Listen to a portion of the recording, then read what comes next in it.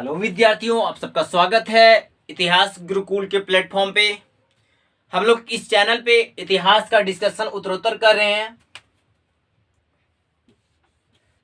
और लगातार हमारा डिस्कशन बनी हुई है। हम लोग इससे पहले पाषाण काल के विषय में, ताम्र पाषाण काल के विषय में और लोह काल के विषय में पढ़ चुके हैं। अगर आप और जानकारी लेना चाहते इन विषयों के बारे में तो आप हमारे चैनल पे जाके देख सकते हैं। हमारे पुराने वीडियो वहाँ पे हैं। तो विद्यार्थियों, आज हम लोग डिस्कशन करेंगे हड़प्पा सभ्यता के विषय में। जानेंगे कि ये क्या है, इसकी भौगोलिक वितरण को जानेंगे,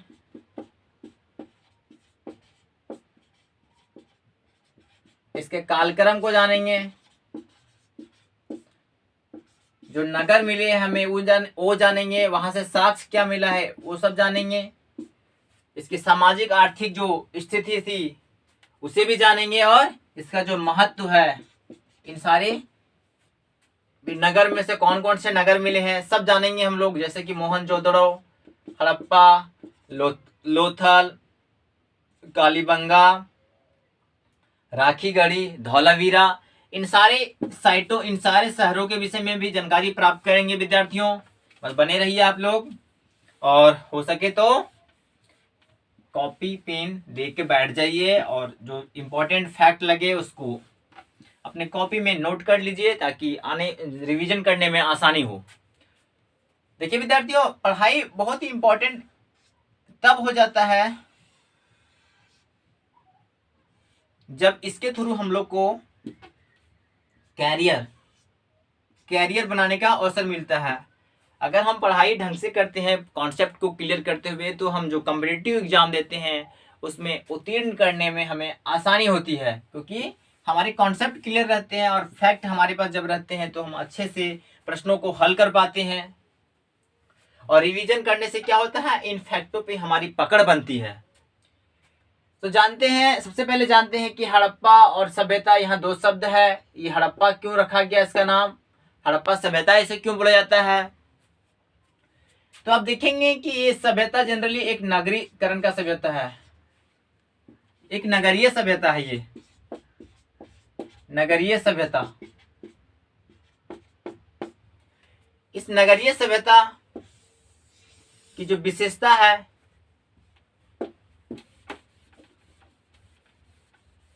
इस नगरीय सभ्यता की जो विशेषता है उसको जानने से पहले हम जानते हैं कि ये थी कहाँ पे। ये हमारे प्यारे भारत का मानचित्र है। हम इसमें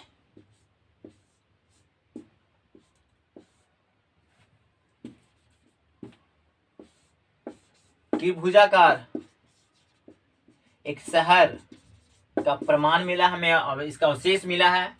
ठीक है, 12,99,600 वर्ग किलोमीटर स्क्वायर में ये फैली थी। और इसी इलाका में इसके साक्ष्य मिले हैं हमारे भारत के। देखा जाए तो ये आपके हो गया महाराष्ट्र, गुजरात, राजस्थान, उत्तर प्रदेश, पंजाब, हरियाणा, जम्मू कश्मीर, और पाकिस्तान में देखा जाए तो सिंध, बलूचिस्तान, इस वाले इलाके में अफगानिस्तान के भी कुछ इलाकों से इसके साक्ष्य मिले हैं। मतलब कि ये सभ्यता ऐसी सभ्यता थी जो 3 देशों में फैली हुई, अफगानिस्तान, पाकिस्तान और इंडिया। तो इन इलाकों में इसके साक्ष्य मिलते हैं हमें विद्यार्थियों।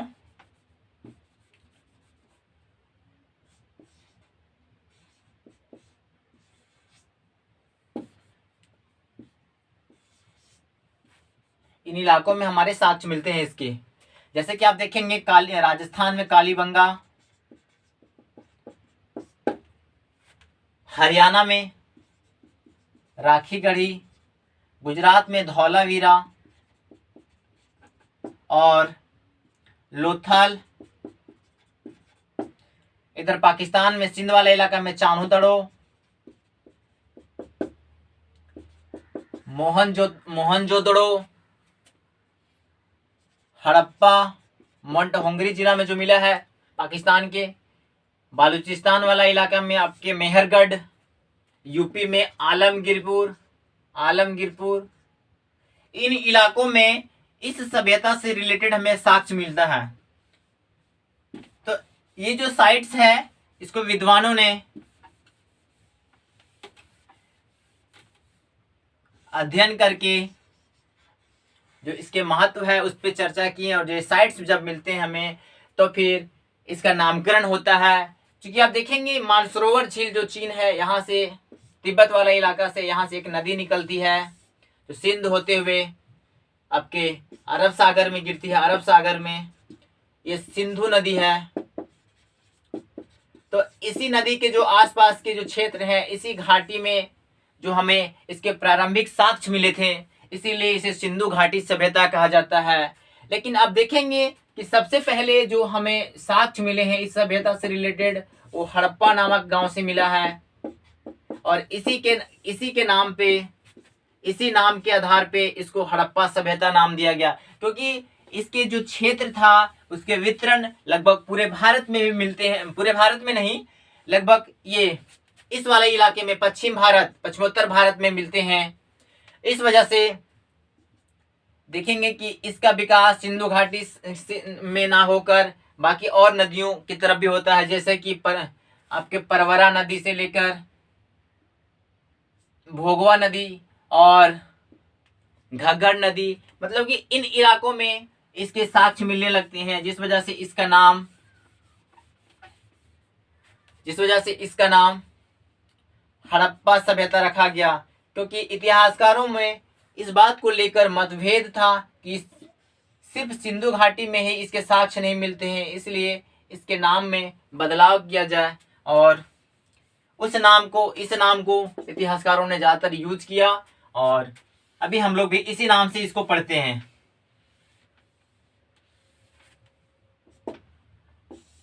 हड़प्पा सभ्यता के नाम से। एक शब्द यहां आ रहा है विद्यार्थियों, सभ्यता। सभ्यता का क्या मतलब है? यहाँ एक ना विशिष्ट शैली, एक विशिष्ट शैली शहरीकरण का। अब देखेंगे जब हम संस्कृति को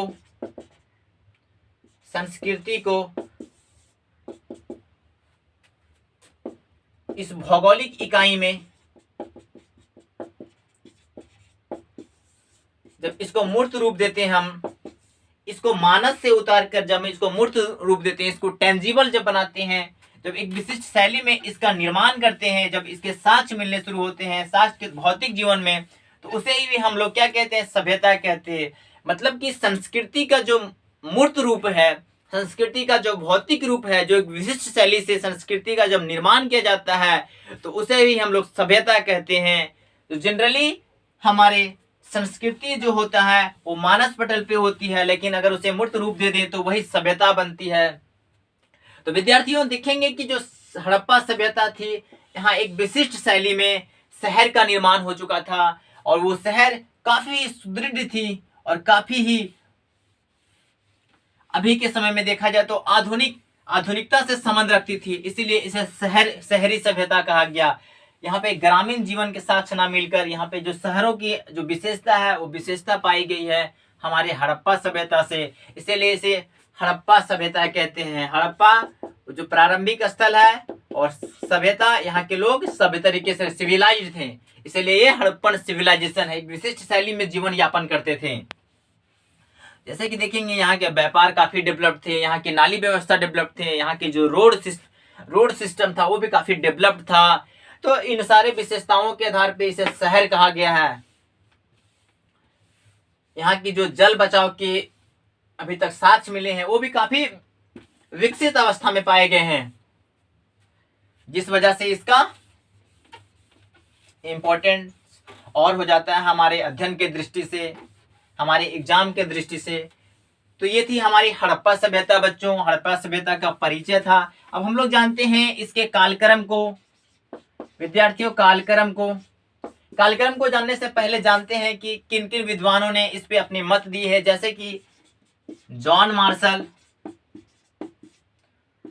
एक विद्वान थे जिन्होंने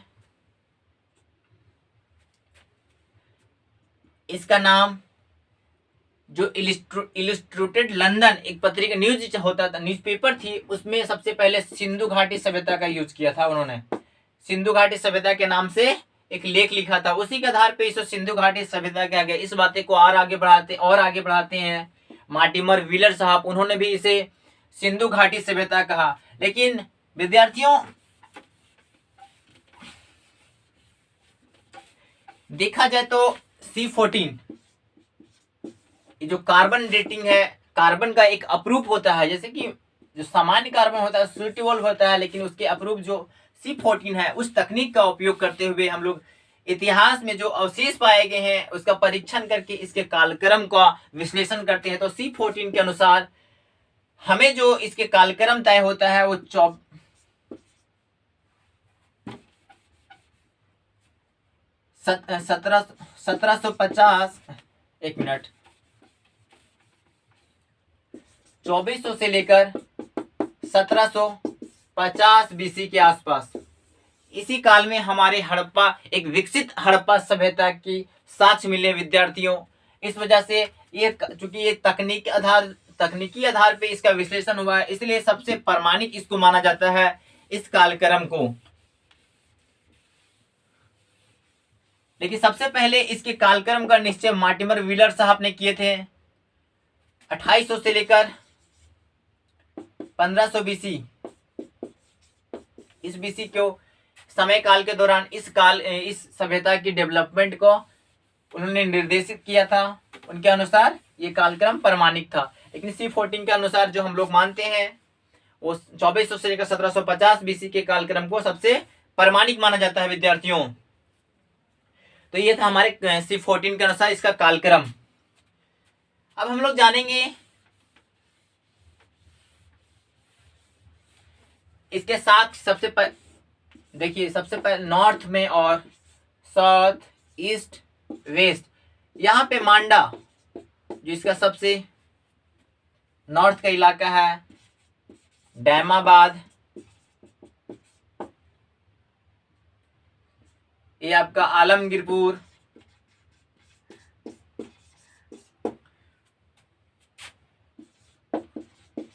मेहरगढ़, इस इलाके में 12,99,600 वर्ग किलोमीटर स्क्वायर में एक त्रिभुजाकार सभ्यता डेवलप्ड हुई थी। उसे ही हड़प्पा सभ्यता कहा जाता है। कुछ विद्वानों ने इसे सिंधु घाटी सभ्यता भी कहा है।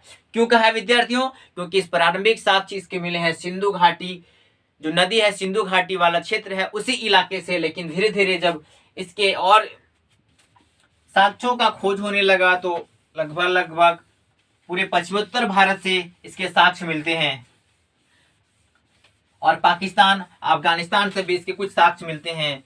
इसको हम लोग अध्ययन 3 पार्ट में बांट कर करते हैं। एक प्राक हड़प्पा, विकसित हड़प्पा और उत्तरोत्तर हड़प्पा।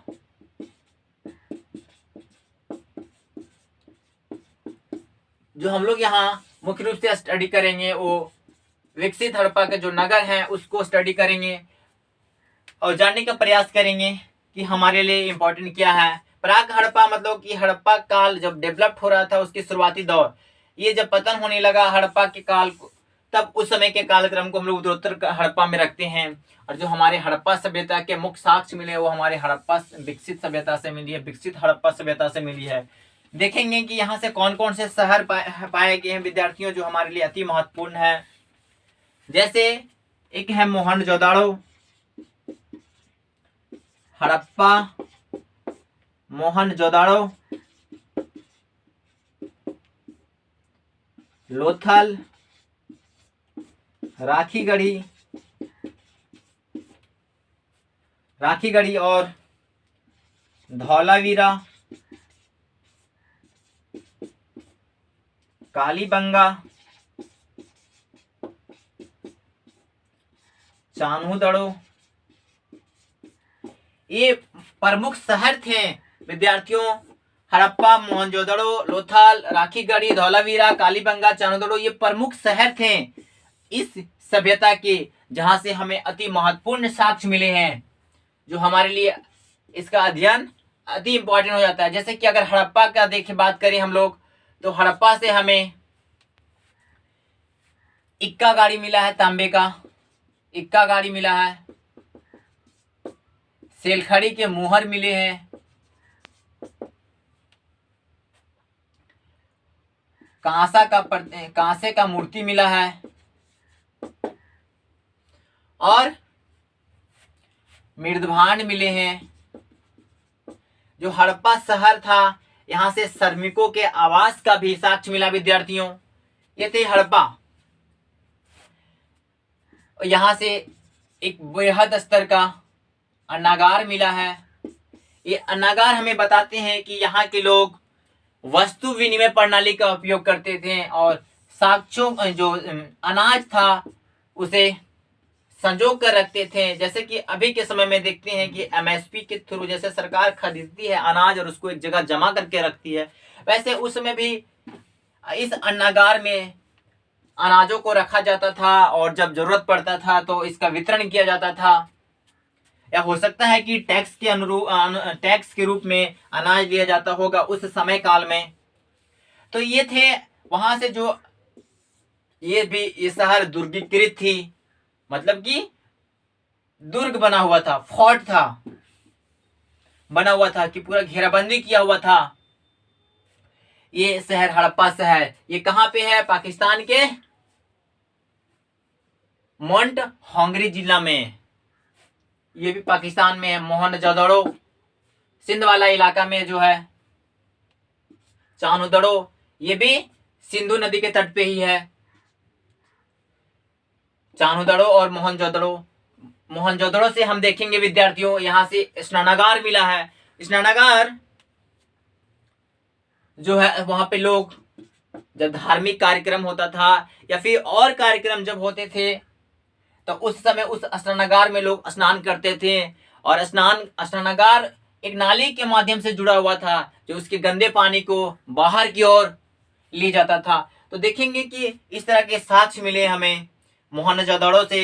यहाँ से एक नर्तकी की कांस्य प्रतिमा मिला है जो अति इंपॉर्टेंट है। इससे पता चलता है कि वहां उस समय के लोग डांस नृत्य कला में भी विश्वास रख करते थे, उसमें इंटरेस्ट रखते थे। तो ये मिला हमें मोहनजोदड़ो से। हम बात करते हैं लोथल से, तो लोथल से गोदीवाड़ा मिला है। ठीक है, गोदीवाड़ा मिला है।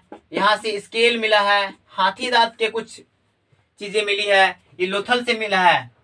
और जो लोथल से ये भी साथ मिलता है कि भारतीय यहाँ से विदेशों में निर्यात करते थे, मतलब कि जो हमारे आयात निर्यात की प्रणाली थी वो बहुत पहले से ही डेवलप थी, जो लोथल से होता था। यहाँ से बंदरगाह मिला है। राखी गढ़ी पे देखते हैं बच्चे, बिल्ली को एक कुत्ते का पीछा करते हुए एक खिलौना मिला है जो कि हमारे हरियाणा से मिला है। हरियाणा से मिला है। और हरियाणा भारत में जो पाए गए हैं हड़प्पा का जो स्थल, उसमें सबसे विस्तृत स्थल हमारे राखी गढ़ी है। लेकिन अगर पूरे हड़प्पा सभ्यता में देखा जाए तो सबसे बड़ी स्थल मोहनजोदड़ो है। मोहनजोदड़ो का मतलब होता है भूतों का टीला, ये मोहनजोदड़ो। अब राखी गढ़ी से मिला है हमारे साक्ष्य। और धौलावीरा से हमें जल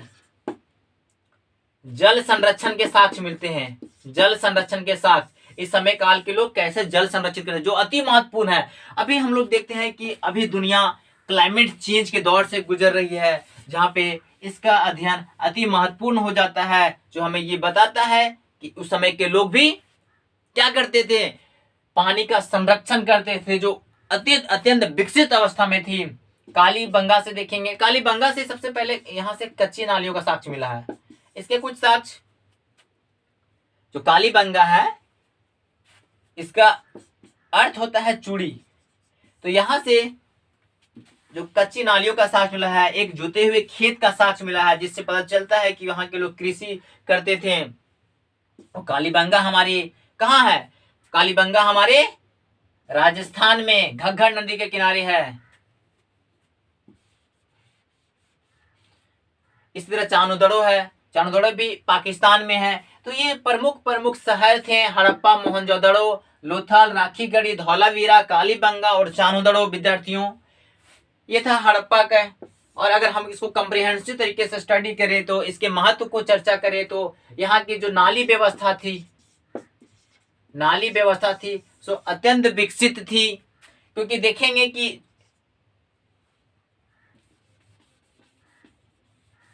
नाली को जो विभिन्न शहर थे वहां से नालियां निकाली गई थे और उन नालियों को एक बड़े नाली से जोड़ा गया था, ताकि सीवेज से जोड़ा गया था, ताकि उसकी जो गंदगी है वो एक जगह पे, इधर से भी नाली जुड़ा है, इधर से यहाँ से, और इस पे जमा होके फिर आगे ये शहर से बाहर गिराते थे। तो ये नालियों का और नाली जो होता था सो ढके होता था। जैसे अभी के समय में हम लोग सीमेंट का सील बना के कैसे नालियों को शहरों में ढकते हैं, उस तरह से उस काल में पत्थर से ढके गए थे नालियां। नाली को भी साफ किया जाता था। जब उसमें कुछ चीजें फंस जाती थी तो उसको भी किसी वस्तु के सहारे उसको साफ किया जाता था।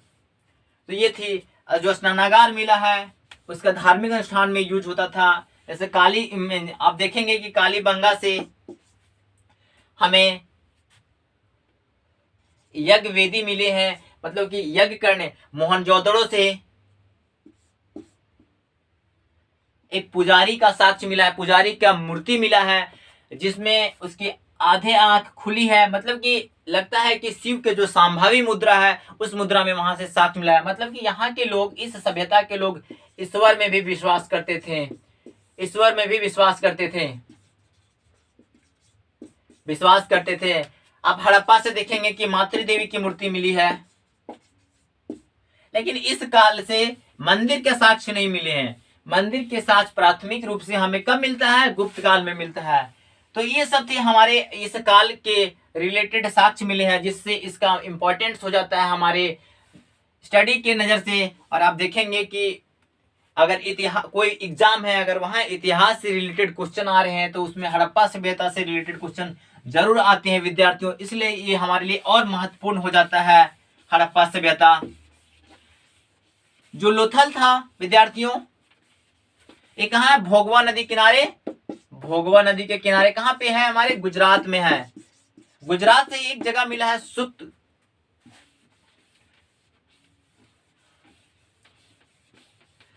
कोतड़ा मिला है बच्चे, वहां से घोड़े के होने का साक्ष्य मिला है हमें। तो भारत में जो भी साक्ष्य मिले हैं उसमें घोड़ा का साक्ष्य सिर्फ मिला है हमें। कहां से?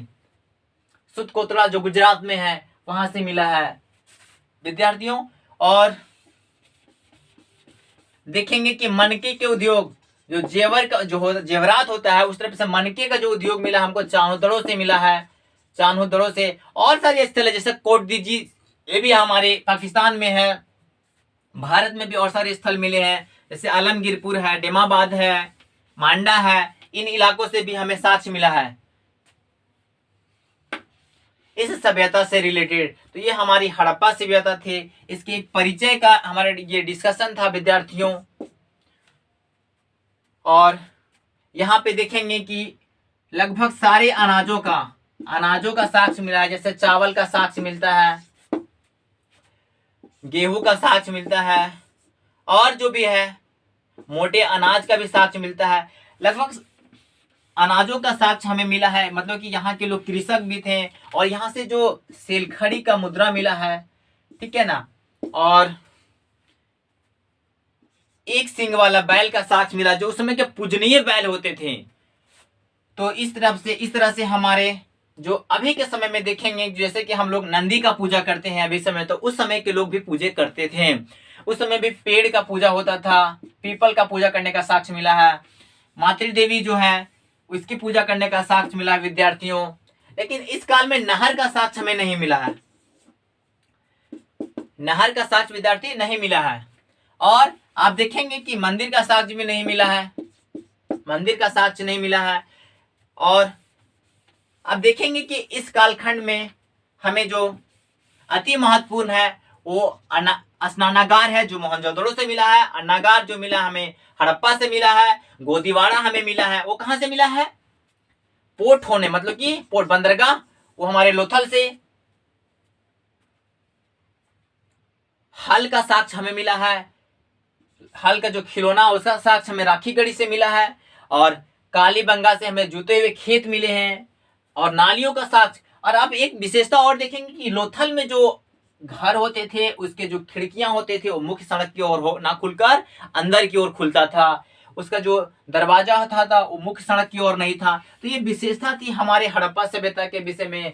और इसका जो लेकिन अभी तक विद्यार्थियों इसमें ना किसी इकाई का नगर प्रणाली है, जो नगर जैसे कि नगर पालिका हो गया फिर नगर पंचायत हो गया, इसका होने का साक्ष्य हमें इस काल में नहीं मिला है। सामान्यतः यह अनुमान लगाया गया विद्यार्थियों कि जो उस समय काल के व्यापारी होते थे उन्हीं की इकाइयों के द्वारा इस पे इसका प्रशासन चलाया जाता था। बात करें विद्यार्थियों इसके पतन के विषय में, तो इसके पतन के विषय में भी अलग अलग मत है। जैसे कि कुछ विद्वान बाढ़ मानते हैं, कुछ सुखाड़ मानते हैं, कुछ आर्यों का आक्रमण मानते हैं। इस टाइप से इसके विषय में अलग अलग मत दिए गए हैं। तो इस तरह से जैसे कि देखेंगे कि सिंधु घाटी वाले इलाके में था, तो जब सिंधु घाटी नदी में जब बाढ़ आई इस वजह से इस जो सिंधु घाटी जो मोहनजोदड़ो है उसका पतन हुआ। लेकिन इसके पतन देखें तो इसका पतन भी धीरे धीरे हुआ है। तो ये थे हमारे हड़प्पा सभ्यता विद्यार्थियों, और ये हड़प्पा सभ्यता के महत्वपूर्ण स्थल थे जो हमारे एग्जाम के दृष्टि से अति महत्वपूर्ण है। और यहाँ से जो साइट्स पाए गए हैं उससे हमारे क्वेश्चंस आते हैं। तो उम्मीद है कि आप लोग अच्छे से स्टडी करिएगा इसको, और अगर समझ नहीं आए तो लेक्चर्स को दोबारा चला के, वीडियो को दोबारा चला के आप इसको स्टडी करेंगे, पढ़ेंगे तो और कॉन्सेप्ट क्लियर होगा। चलिए बहुत बहुत धन्यवाद विद्यार्थियों, थैंक यू आप सबका।